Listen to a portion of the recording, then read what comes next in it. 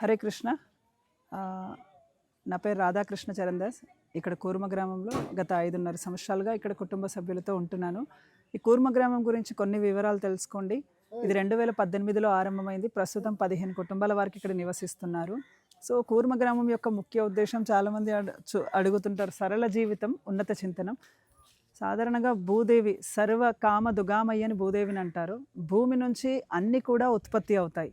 కానీ ప్రస్తుతం మనం చూడొచ్చు, ఇది ఏదైతే కర్మగారాలు ఇవన్నీ తయారవుతున్నాయో, ఏవైతే కాలుష్యం ఇవన్నీ అవుతున్నాయో, ఇవన్నీ కూడా భూమిని చాలా హింసిస్తున్నాయి. ప్రతి ఒక్క జీవి హింసించబడుతుంది. అందుకని కూర్మ గ్రామంలో ఏంటంటే ఈ సరళ జీవితం మనిషికి సాధారణంగా అవసరమైనవి ఏంటి అంటే, ఇప్పుడు మనం ఉండడానికి ఏదైతే ఆహారము, ఇల్లు, తర్వాత బట్టలు, ఇవి కనీస అవసరాలు.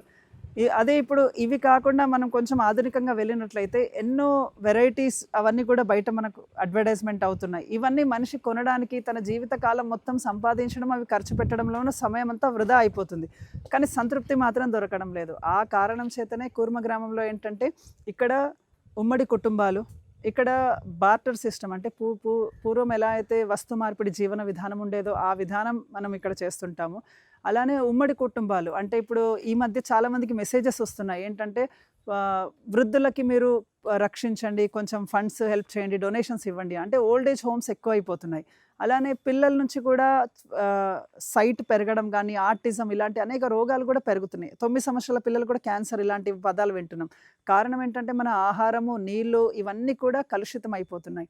అవన్నిటి నుంచి కూడా మనం బయటపడడానికి ఈ శ్రీకృష్ణుడు ఇచ్చిన ఈ జీవన విధానము మనం పూర్వం శ్రీకృష్ణుడు భగవద్గీతలో ఎలా చెప్పాడో ఆ విధంగా జీవించడం అన్నమాట. ఇలా కూర్మ గ్రామం అనేది కొనసాగుతుంది. మీరు దయచేసి ఇక్కడ వ్యూవర్స్ ఎవరైనా ఉన్నారో దయచేసి ఎప్పుడైనా వచ్చి ఇక్కడ 2-3 డేస్ స్టే చేయండి. 7732075607 ఇది మా ఫోన్ నెంబర్. ఇక్కడ ఇంకొక కన్సర్న్ ఏంటంటే, ఇక్కడ ఇంకొక మా విజ్ఞప్తి, మీకు ఎవరైనా పరిచయం పెద్దవాళ్ళు ఉన్నా, మా ప్రభుత్వ అధికారులు ఎవరైనా తెలిసినా కూడా, లేదా మేము కూడా ఎవరైనా అధికారులు, ప్రభుత్వ అధికారులు ఉంటే దయచేసి మా విన్నపం వినండి. ఇక్కడ చాలామంది భక్తులు ప్రతిరోజు ఇక్కడ కూర్మ గ్రామం చూడడానికి వస్తున్నారు. కనీసం 200-300 మంది, ఒక్కొక్కసారి 500 నుంచి 1000 మంది, కార్తీక మాసంలో అయితే 2000 మంది వరకు 2000 మంది భక్తులు ప్రతిరోజు ఇక్కడ వస్తున్నారు. కానీ ఈ రోడ్డు సౌకర్యం చాలా ఇబ్బందిగా ఉంది. ఈ రోడ్డు వల్ల ఏంటంటే చాలామంది వెహికల్స్ కూడా విరిగిపోతున్నాయి అంటున్నారు.